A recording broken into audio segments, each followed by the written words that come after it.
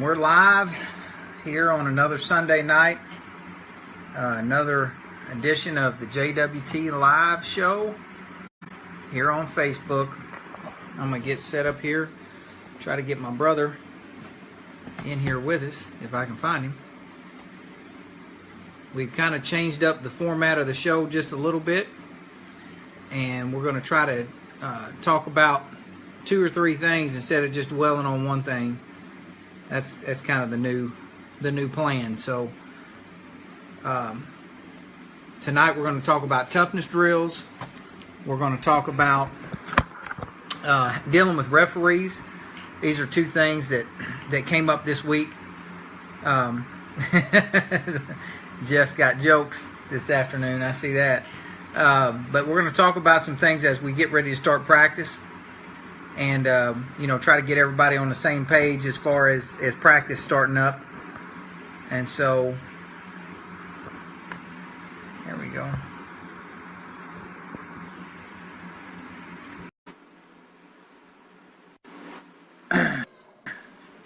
What's up, Tobe?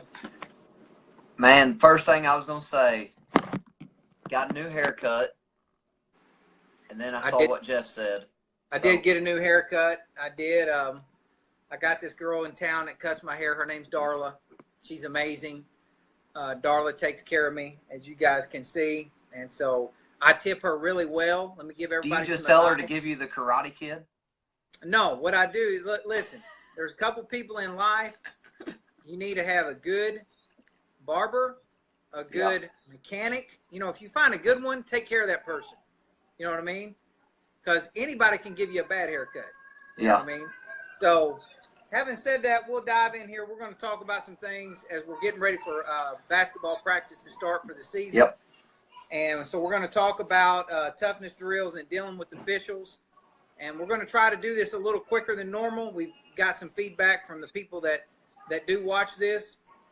And they'd like us to try to cover a little bit more so that we're going to try to evolve a little bit here tonight. Yep. So we'll jump in here and talk about some toughness drills. The first series of drills that we really did, and this is like every day, and you know this because you played for me, but our things that we wanted to be good at, the number one thing was always rebounding. We wanted to dominate the glass. I think rebounding is a mindset. We had great rebounding teams without being really athletic some years. And so I think it's a mindset. So what we would do, we call it one-on-one rebounding. This is a great toughness drill. And I think, first of all, it doesn't matter what drill you're doing. It's how you do the drill. Yeah. And one point of emphasis for us is always you have to finish the drill. Like, it doesn't matter what drill we're doing. I've watched some teams practice and like a shot will go up and then kids don't finish the drill. They don't play that rebound or, it's just kind of like the drill ended in an unnatural way. In basketball, that doesn't happen. When a shot goes up, it's not over till somebody gets the rebound or until the offense scores. So that was always our mindset, was we want to finish every drill. And I think basketball is a game that rewards teams that finish. If you are a team that finishes really well, and what I mean by that is, of course, finishing the shot would be one way you finish. But the other way you could finish is finish a defensive possession with a rebound. Like, you play great defense for 30 seconds, they finally miss a shot, and then you don't come up with that rebound. You didn't finish. And so those are the things that we always talked about in our drills, is we're going to play till there's a winner and a loser. And so we would do one-on-one rebounding. And if you can imagine me and Toby going against each other here, where I win. Imagine a scenario where that's an even fight, because everybody knows I'm going to beat Toby. Not even close. So if I'm at one elbow and Toby's at the other elbow, and the coach is right in the middle of the free throw line, and you just got to shoot a soft shot up there, and then Toby and I are both going to go for the ball at the same time from the elbows. And the point of emphasis we tried to make to our players was don't get blocked out. Yeah. Because we taught boxing out, and we taught, get your butt into him, keep your hands up, all that stuff. But besides teaching boxing out and all of our rebounding drills, we really, really coached offensive rebounding hard. And the reason why is because we wanted those drills to be so competitive that if you're having a box out like a wild animal in a drill every day, the game gets easy. Whereas if you box Right. out a guy in a drill every day who's just running into you and letting you block him out. So that was our whole point with one-on-one rebounding, was as we both kind of converged there into the middle, you're going to try to get in front of me, and I'm going to try to swim past you. I'm going to try to push you under the rim, something to where it's just a fight for that rebound, and then whoever gets it has to finish the shot. So if you miss it, then I can try to get it and go back up. And, you know, sometimes that drill could last for 20, 30, 40 seconds if you had two kids in there that weren't good finishers, you know. Right. And so that's one of the drills that we did, was one-on-one, and then we turned that into 2-on-2, where now it's the exact same drill, but where there's me against a defender and then you against a defender on that side. So now when the shot goes up, we're having to fight that initial box out and get around the box out. And again, there are no rules in this drill except somebody has to finish. So the defense has to get the rebound or the offense has to score. And we're going to play until one of those two things happens. And so, and then we turned that into the 4-on-4, which is where, just like your shell drill, you got an offensive player around 4 spots and 4 defenders in the paint. They start out in the paint, and we just called that war in the paint, because it's 4-on-4. Now you got a lot of bodies. It's getting crowded. And, you know, that was a drill. We had busted noses, stitches. I mean, that was a very physical drill. And all 3 of these drills I'm describing, 1-on-1, 2-on-2, and 4-on-4, we did each drill for 4 minutes a day. Never any longer than that, because we didn't want people to get hurt. But they were very physical drills, and the point of the drill is somebody has to finish. Yeah. You know, you have to finish the drill. And I think in all the things, when you talk about toughness, there's the physical part of toughness where you're used to kind of getting hit on a little bit. But then there's the mental part of toughness, which is somebody has to finish this drill. And if you can get your kids in that mindset where they have to finish things, you'd be amazed how much better they start to play. Right. Yeah, you got to, in all those drills you're describing, not only finish, you got to go get the ball. You've got to get the ball, and then you've got to finish. So it's not just a toughness drill. It is a basketball drill. It's something you're going to do in a game, in a scrimmage, whatever, that's going to make you win a ball game. And to me, when, you know, we talked about these toughness drills, some coaches, and there's just different plays out there, diagrams, drills, whatever, of quote-unquote toughness drills that people do, where it's like you've got to get an offensive rebound, and then you got to draw a charge, and then you got to do this and this, and you do it all, and then you complete the drill, and that's a toughness drill. Well, to me, you know, it's kind of like you're describing, where we're just going to go really hard at each other, and to survive the drill and win the drill, no matter what it is we're doing, we can be doing one-on-one closeouts. It turns it into a toughness drill. So I think, you know, regardless of whether it's a toughness drill by name where you got to complete all these different tasks to beat the drill, or if it's just a drill in general where you're going super hard and competing against somebody, I think that makes it a toughness drill as well. Yeah, and that's a great point. I mean, we've done drills like that before, like you're describing, where you got to get off and deny the ball and then jump to the ball, take a charge, dive on the floor. You know, they're artificial drills, and they're good. There's a place for those in practice. But I'm a much bigger fan of make it a real basketball drill, but make it – and as a coach, you have to turn the heat up in that drill to where it's like, if you and I are going against each other, and you see it over the course of a year, where guys kind of start to buddy up, where I'm not going to go as hard against you because I beat you 10 times in a row or whatever, which would probably happen. And so then, you know, I'd start to feel sorry for you just a little bit, you know, where I might not if it was me and you. I mean, if it was me and you, you're not beating me one time. So 10 times in a row, you're going a little overboard. And so, but the point being, let's say that guys aren't going hard enough against each other. Now all of a sudden you say, okay, the loser's got 5 push-ups. Or the loser's got it down and back. And you know this, we would turn it up so far in practice. If you got guys that are really going hard against each other, just keep doing that. 5 push-ups, something simple, so where you can keep practice going. But you know this, we'd get in practice, and if I didn't think the competition was hard enough, if guys are not going hard enough against each other, we would say, let's get the weight jackets out. And Yeah. the losing team has got to play in weight jackets all day. And so if I beat you, you're in the weight jacket. So now you want to beat me because when you beat me, now I've got to be in the weight jacket. And so everybody's kind of going at each other that way. We still can get a kissy, Dad. So I hear my man Brody there in the background. Brody's hanging out. Good night. Yeah. I was telling them good night. Good night, Brody. Uncle David said good night. Good night, Uncle David. I love you. I love you. Tell him next time I'm home, I'm going to fight him. Okay. Oh, he's ready. So moving on to dealing with officials here. Right. This is something that I feel uniquely qualified to give coaches advice on, because I did such a bad job of it in my early part of my career that I really feel like I'm uniquely qualified to give coaches advice for dealing with officials. As a matter of fact, I'll tell a real quick story. John Jones, who's one of my friends on Facebook, one of the best officials in Southeast Missouri. John and I go way, way, way back together. And long story short, we had a bad game together where I really got on him and he didn't appreciate it. And about a year or two later, I wrote John a letter. And I've never told this story before, but I wrote John this letter where I basically just apologized to John and said, hey, man, I was way out of line. And every time that I've seen you since, you've been good to me, better than I deserve for sure. Yeah. And I just want to tell you that I appreciate that. And I'm really sorry for how I acted that night. And I think you're a good official. I always enjoy having you. So, and it's just amazing, like how we started out.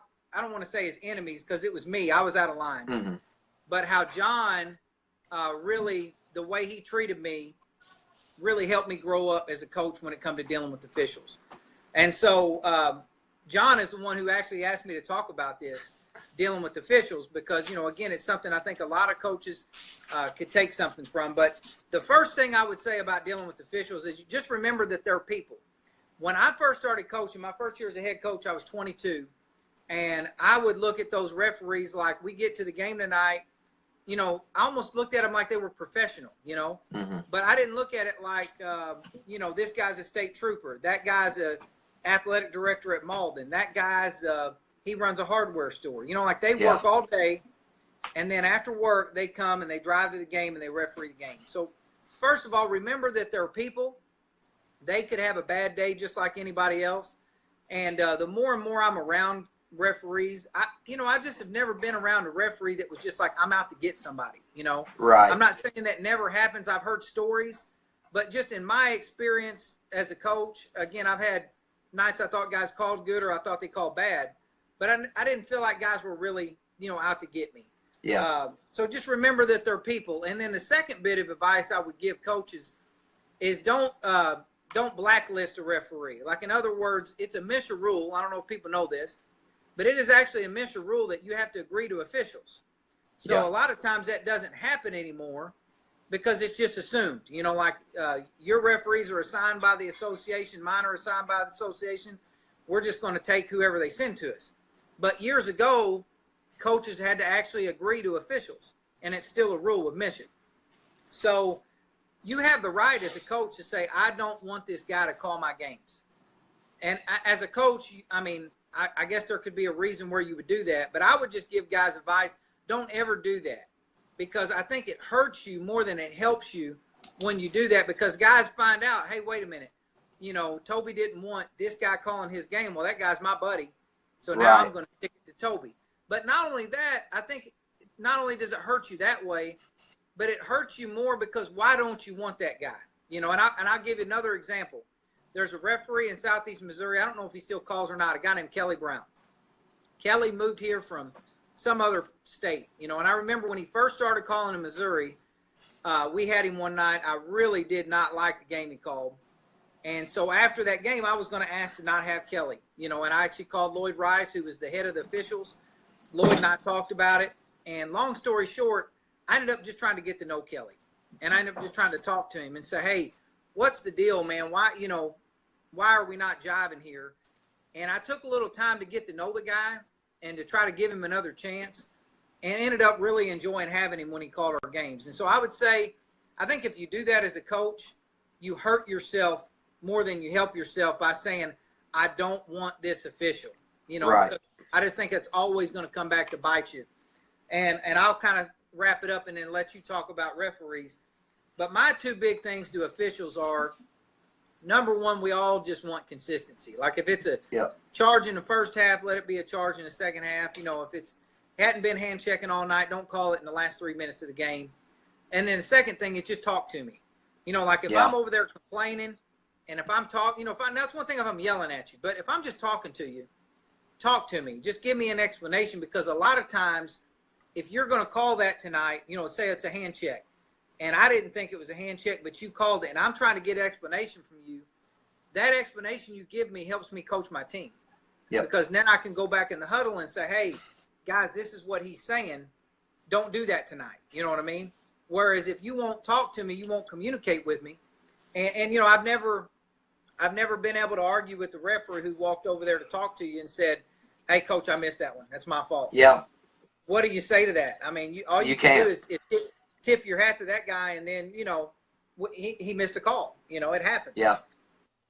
Yeah. Well, my first thing is, you know, to John, who's one of my favorite refs also, number one, probably because he doesn't call fouls. So it's like, you know, coaching a practice right there. Our kids should be ready for that game. But no, to him, maybe we shouldn't be talking about coaches dealing with refs. Refs, how you going to deal with us coaches? That's a joke, by the way. But no, like what you were just saying is talking to the officials and officials talking to the coaches. I think that's the biggest things, is if we can communicate with each other during the game so we can know how to coach our players, like you're saying, and we can understand why you're calling what you're calling, or your reasoning. I've had some referees this past year that done a great job of that would always tell you, hey, I called it because of this, or, you know, I saw this over there and that's what I was, you know, going by. Or like you said, hey, I just flat out missed it. And, you know, you hate for that to happen, but you also like when a ref will just be honest with you in that moment and let you know that they just missed it. But no, I think, you know, one thing that you taught me coaching is don't hold things personal with the refs. Like you said, they're out there just trying to help and do a job, and they're people. They go home at the end of the night to a family like you, and they wake up and go to another job. So don't hold it personal. They're not out to get you as a coach, and you got to try to remember that as much as possible. Maybe, you know, you've got a ref, and I've got one that's given me a technical foul almost every time he's refed a ball game that I've coached in. But you got to remember, it's not personal. He's just calling it the way he sees it, and you got to try to coach it the best way you can when that person's out there, I feel like. And you know, the big deal, and you were talking about it with Kelly, you got to try to know these guys. There's moments as a coach, maybe before a game, refs get there early to get dressed and get ready for a game, or maybe after the game they sit there for a while in your coach's office. Happens a lot for us. You can sit and talk with them, and that's a great time to, you know, kind of get to know them off of the court. Get to know them away from the game, and you kind of understand who they are a little bit better. And I think that helps too. You know, don't just think of that person as referee so-and-so. Like you said, they're a person. Try to get to know them any way that you can. Yeah, the best scouting report that I ever got, and I won't say who gave it to me, but came from a referee. You know, best scouting report I ever got came from a referee who said, you know, hey, David, I watched this team play. Have you ever thought about playing them like this instead? You know, it's back in my early years when I was at Bell City and we were trying to beat Oran. Oran had an excellent team, and we couldn't beat them. They beat us, I think, 2 or 3 times in a row there, and it was a referee who gave me an idea, you know, and it's because, you know, those referees are down on the floor with teams. And I always enjoy talking to referees. I actually talked to a referee here a couple of weeks ago, and I said, you know, hey, who's going to be any good around here? And he kind of started giving me a rundown of some teams to maybe go watch play. And that's the thing you got to remember. They wouldn't be doing this if they didn't like the game, you know, and enjoy being around it. So If there was one thing you could change about the way referees are calling the game right now in 2017, what would you change about the way refs are calling right now? I don't think this one's the ref's fault. I think this is just something that's a point of emphasis, but I would change. I'd go back to the way the hand checking used to be. I don't like I think the way we're trying to overemphasize a hand check as far as when a guard is dribbling the ball down the floor and you touch him, it's a foul, leads to more inconsistency. Back even when I was playing, you could put the back of your hand on a guy, it's not a foul. Even in the rule book, it says playing with 10 people in a closed, confined space is going to lead to incidental contact. So now we're at a point where we're trying to emphasize hand checking, but we forgot what incidental contact was. Right. So I think that's a huge thing because, like you said, we as coaches want consistency. I think that this leads to inconsistency, especially at a smaller school level. It's not called the same way as it is at a Class 3, Class 4, Class 5 level. Right. They let more go, I think, at a higher level. So right. I think whatever a foul is at Class 1 is a foul in Class 5. Tri-County, Boot Hill, SEMO Conference, whatever a foul is a foul. Right. So we need that consistency across the board, regardless of class, conference, anything. So I think that's the thing I would change. And with the hand checking would be a maybe not a quick fix, but I think it would be quicker than a lot of things. Because if you're calling that the same way across the board, then the rest of the things kind of take care of themselves. Right. Yeah, I think that what they used to call hot stove touch. You know, like you can hand check like you're touching a hot stove. Like if I get my hand on right back off, that's not a hand check. Now if you do the Didi Gillespie armbar, now Didi was the greatest. He was a master at it in history. But that's a foul. I got no problem with that being a foul. I didn't want him to call it when I was coaching Didi. No, he put that thing on you, and he could steer you wherever he wanted you. Steer you around like he was driving a car. Yeah. But yeah, he was great at that. But I do like the hot stove. The bottom line is if guys are really good athletes, a little hand check's not bothering them. Right. Like if somebody hand checks me as athletic as I am, it's not going to bother me. I'm just going to keep going. You said that wrong. As athletic as you were. Okay. You gotta remember to change that. So, but I think that's not gonna bother guys, Right. And so, like you're saying, when you drop to those lower levels where that hand check, it does create an advantage. It does knock a guy sideways, so they do call it.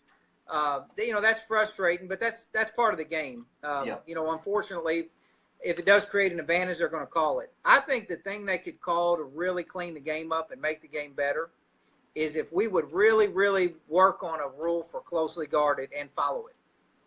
So if we're going to say closely guarded it's supposed to be 6 feet. Right. Which if never you gets think about called. it, from the free throw line's 15 feet, the top of the key's 19 feet, 9 inches. Yeah. So, you still got a couple more feet and you're still closely guarded. You can get closely guarded in a zone. Exactly. And so I think if they would get a consistent rule for closely guarded and enforce it, it would do two things. One, it would cut down on your hand checking because you wouldn't need to play as close in the first place.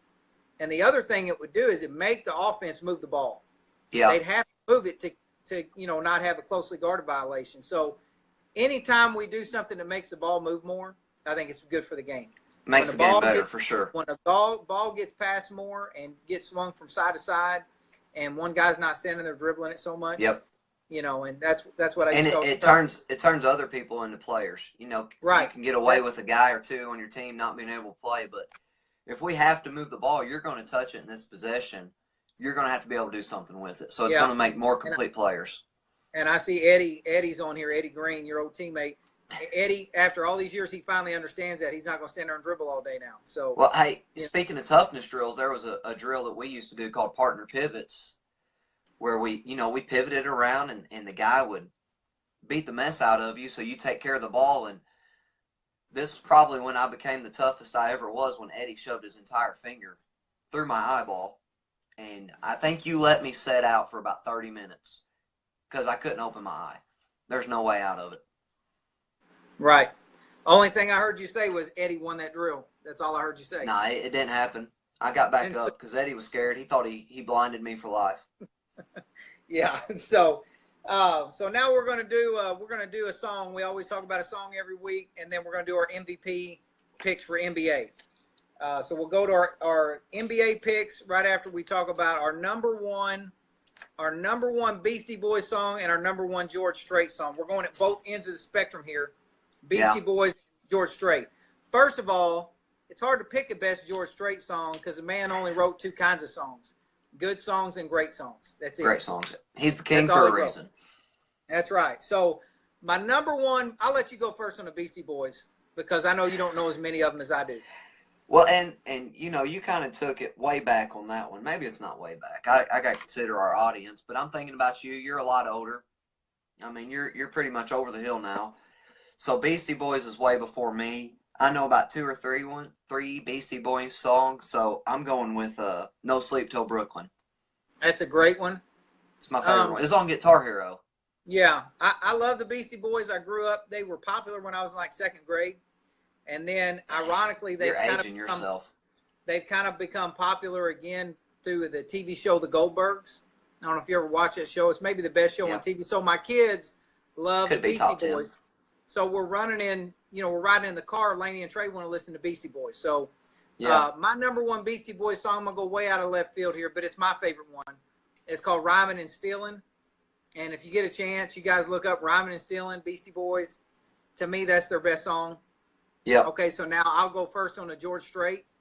For me, it's really tough to not pick out of the Blue Clear Sky. Okay, because that's a great song. It's a good one. Probably my favorite one was Run. That's probably my favorite. Just straight. I was going to say that one, but I'm not picking that one because I think George Strait, and just like a lot of songs, it's just got to do with a personal note for you. The day my Uncle Keith died, and you knew my Uncle Keith. Yeah. The day my Uncle Keith died, me and my brother Randy, we held the Keith Taylor Invitational, where we did two things my Uncle Keith liked to do, where one of them was playing music. And my brother Randy played Troubadour on the guitar probably about 50 times that day. And so because it always makes me think about my brother Randy and my Uncle Keith, Troubadour is my favorite George Strait song. Not a bad combo there. Or trio, I guess, if you're going to throw the song in with those two.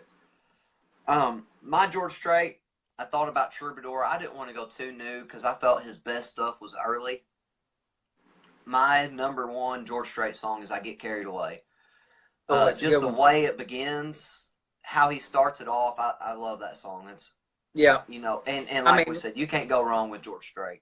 No, I mean, Amarillo by Morning, Write This Down. I mean, you could just go on and on and on. So, skipping over MVP for the NBA.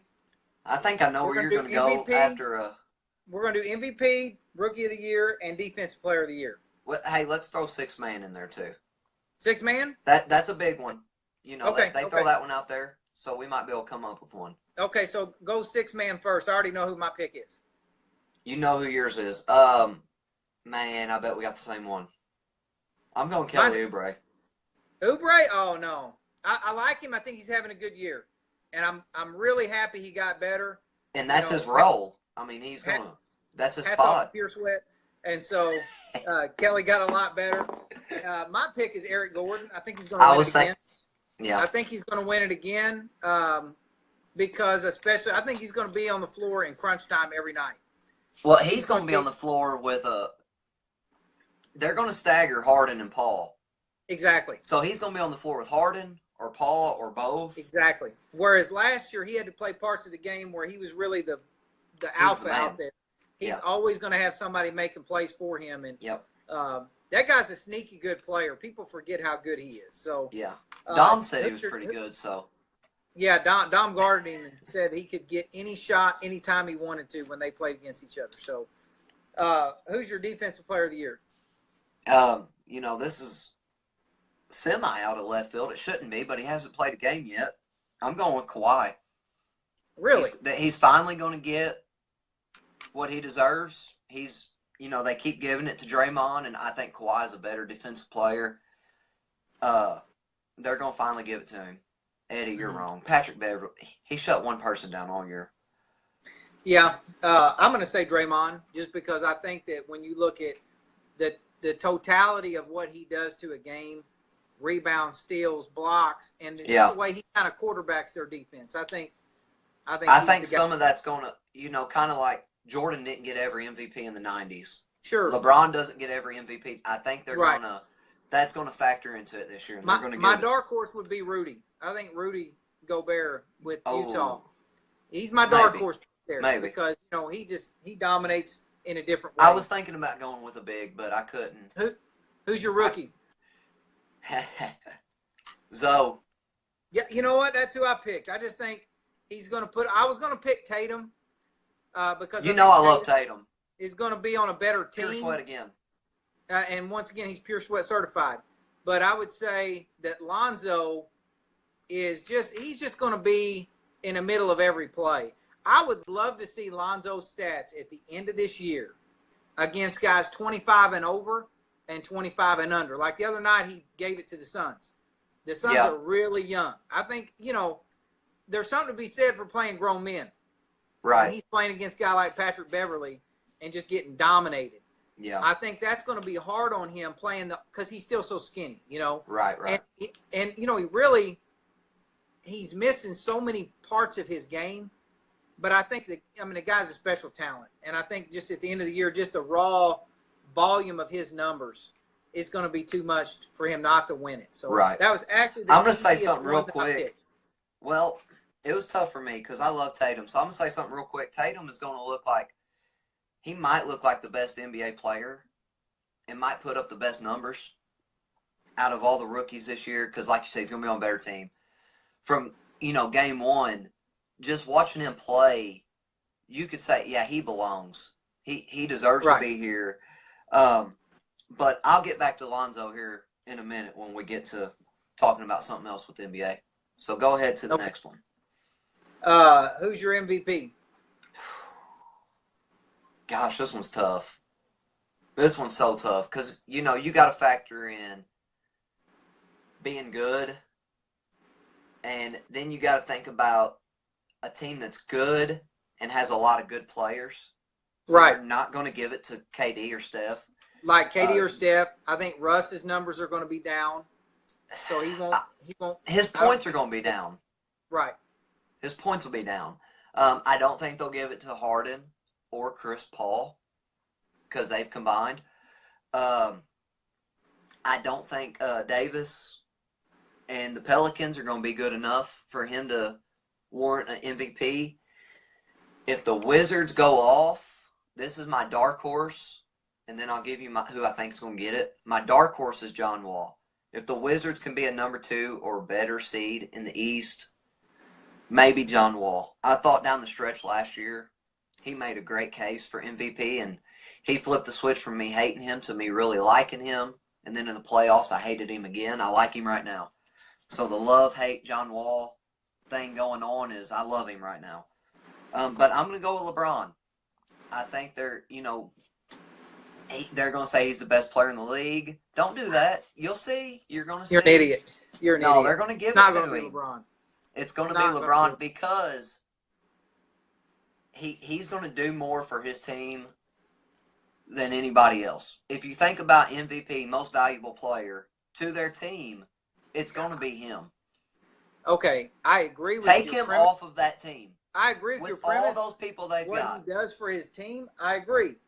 Here's why he's not going to win. And I hate LeBron more than anybody. He's going to play like 61 games, so he's not going to win it. He's not going to win it. Like, if you're talking about who's still the best player, LeBron. Who does the most for his team? LeBron. But who's check. You can't win the MVP if you play, 61 games. He's not going to play enough games. So in baseball, if you're Steven Strasburg and you throw 14 no-hitters and that's the only 14 games you pitch all year, you can't be Cy Young? That's a great argument. I don't think you can. I mean, that's just my opinion. I don't think you can. I think you have to play the games. And so that's just my opinion. 61 out of 82 isn't enough? We'll see. They're going to win 55 of those 61. We'll see at the end of the year if you're wrong and I'm right, which is usually the case. And so okay, but I know who you're going with, and I'm going to disagree completely. Okay, you don't know who I'm going with. First of all, you're going with the Greek Freak. My pick. No, I love the Greek Freak, but I don't think he can keep this up. Okay. My pick this year would be, and at first I was like, he's not going to win it because of what you just said. His numbers are going to get divided. He's on too good of a team. Yeah. But I think it's going to be Harden, and I'll tell you why. I think at the end of the year, Harden's numbers are going to look really, really similar to what they did last year. And I think, number one, Chris Paul's hurt right now, so it's going to help his numbers stay up. Yeah. And number two, while Paul's out, I think their team is going to kind of gel a certain way so that when Paul comes back, he wants to win bad enough and he's smart enough. They'll figure this thing out where Harden's numbers will be close enough to what they were last year, which he would have won the MVP in 8 out of 10 seasons with the numbers he had last year. But I think this year their team is going to be better. They're going to be a clear number 2 seed in the West. And I just think that you're not going to be able to not give it to Harden having 2 years in a row like that. Bingo. See what Coach Manger said. Yeah, my dark horse pick would be Kawhi. And I think that's like an easy dark horse because he probably could be the front runner, Yeah. But I just think, again, there's something about Kawhi that, it's always like they want to put him up there. Is it system or is it him? Exactly. They don't want to put him all the way up there, and so but he's a really good player. And so those are my picks. So now we're going to do buy one and sell one. Pick a team who's overperformed and underperformed. Whose stock is going up right now? Who are you going to buy? Really, really small sample sizes so far. I'm just going to go on the season as a totality of where they're projected, maybe what people think. And I've been doing this since all summer. I'm buying the Lakers. Oh, my God. They're going to sneak into the playoffs. I'm going to go back to Lonzo right here. Oh, my gosh. And how he's just going to take this team to another level. I'm about to LeVar this thing if I have to. Just the way he plays the game has rubbed off on every player on that entire roster. And you can see it from Summer League to now. Guys are moving the ball. They're running the floor. They're playing, a good style of basketball that's going to translate into a lot of wins. They're going to beat teams. They might beat teams like the Warriors and stuff like that later in the season when they decide to rest players. But they're going to sneak up and beat teams that should probably beat them. Okay, let me just stop you right there. To keep this from being a 2-hour show. So you're telling me, okay, the Warriors are in, the Rockets are in, the Spurs are in. I'll write it down Thunder, right now. The Thunder are in, right? The Timberwolves. You got the top 4. The Timberwolves. They're 7. They're in, right? They're 7. Okay, so the Grizzlies? 6 or 7. Hold on. No. Let me look. Are the Grizzlies in? Oh, yeah. Yeah, they're 6.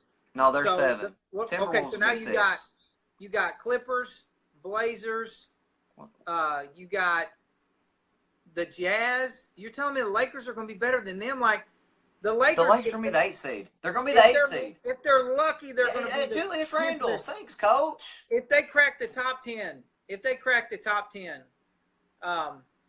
golly, you and Lonzo or you and LeVar got to have like the same agent or something. I'll take that too. So okay, so they're going to be 8. They're going to be number 8 seed. Okay, I disagree. My team that I'm buying right now, that I think their stock is way up, and this is kind of a homer pick, but I thought they were really, kind of going to be the same as last year. But then Gordon Hayward got hurt, and the Celtics have had so much turnover on the roster. So I think the Celtics are going to drop back a little bit, and the number 2 seed in the East is the Wizards. I think Washington's the number 2 seed. Wall. I wanted to buy them. I just felt like that was too much bias. Wall's a little better than he was a year ago. He's entering his peak right now. Wall is peak John Wall. Then you got Bill and Bubba who are coming up. They're both ascending players, really good players. I like Oubre. I like Gortat. They're finally getting some stuff out of their bench. And I think it's not just that they're a little better. It's that the East is worse across the board. The Cavs are better, but everybody else in the East is worse. Mm-hmm. So I think the Wizards are going to be the 2 seed. And I had never thought about what you said earlier, and I hate to agree with you, but I've got to agree with you that I think John Wall is a dark horse MVP candidate. You know, Yeah. I think John Wall, if you're listening, because I know you tune in, John Wall, the advice that I would give you is stop having those 9 for 28 nights. You know what I mean? Like go when that moment hits you during the game and you miss 3 or 4 in a row, kick it out to Bubba. He's in the corner waiting.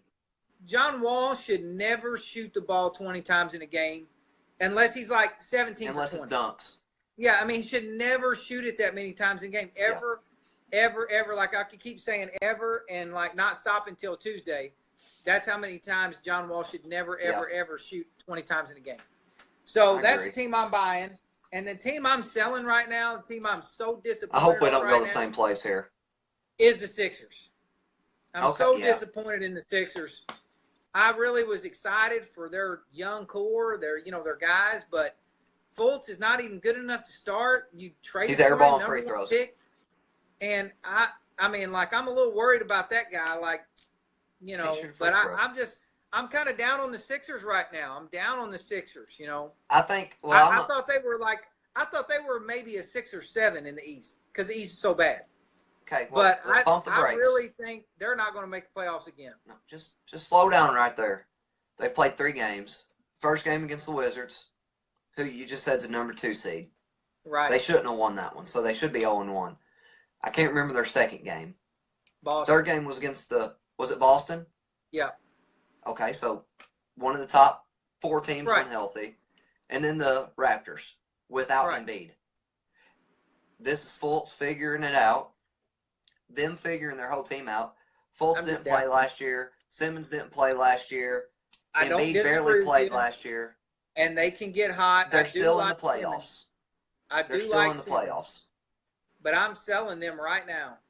I am. If I bought that stock early, I think that stock is plunging. I think that's something you should hold on to. You should hold on to that stock. You're going to regret it. They're going to be a 6 seed. That stock's going to be worth something. Somebody's stock that won't be worth crap by the end of the year because it's going to be bought so high, especially right now as one of the best teams in the West, and I'm staying in L.A., is the Clippers. I've disliked them since last year. They just can't get over the hump. They couldn't do it with Chris Paul. They're not going to do it without Chris Paul. I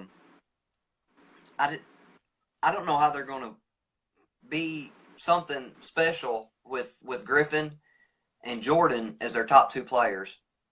They don't, Austin Rivers is their best guard. You can take that on somewhere else, maybe to the G League. It might work there. Then they got Milos Teodosic from Russia or wherever. I like that guy, but he's not going to get it done the way Chris Paul did. So they're going to struggle. I don't think they're going to be near as good as they are right now.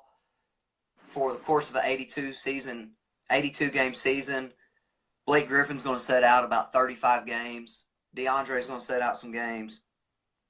Blake Griffin might punch a team manager. So I'm selling them. Everybody buys them pretty high. I'm out on the Clippers. Lakers up here, Clippers down here. Lakers are running Hollywood again, like it's supposed to be. I got you. And here's your 8 in the West, real quick. 1 through 8: Warriors, Rockets, Spurs, Thunder, Blazers, Wolves, Memphis, Lakers. Don't forget it. Okay, you heard it here first. Right here. So if betting was legal, we could bet on that Lakers stuff. And so anyway, this was another good show. We talked about some toughness drills and getting along with officials and things like that. And I always appreciate the feedback. You guys that are players. I know a lot of players listen to this. I've had parents and players get a hold of me. I know coaches that listen to this, that email me and stuff throughout the week. We've got a thing coming out on October 29th.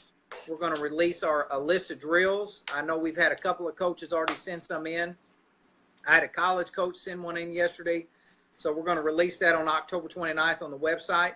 So any of you coaches out there who are interested, send us a drill, and we will include that in the drills that we release. I'm trying to get that out ahead to everybody before practice starts. You know, practice starts there at the end of the month, and so that'll give everybody maybe a couple of drills to think about, you know, going into the start of their season. So that's something we're trying to do on the website. Yep. So, all right, Tobe, thanks everybody for tuning in. Check out the website, and like we always say, if you like it, share it. And Tobe, before we get off here real quick, too, congratulations on your volleyball season. I know you guys finished. We had a heck of a run. Yeah, 22 wins and 4 losses. I mean, that's a great season. You finished in the district finals, lost to Gideon, who's always good. Yeah. And so they had co-op Bristol and this 3 of year. our losses were to them. Yeah, 3 of your 4 losses were to the same team, and 3-set thrillers. And so just couldn't quite get over the hump. But great season, and now it's time to play some basketball. That's right. All right. Well, I'll talk to you this week.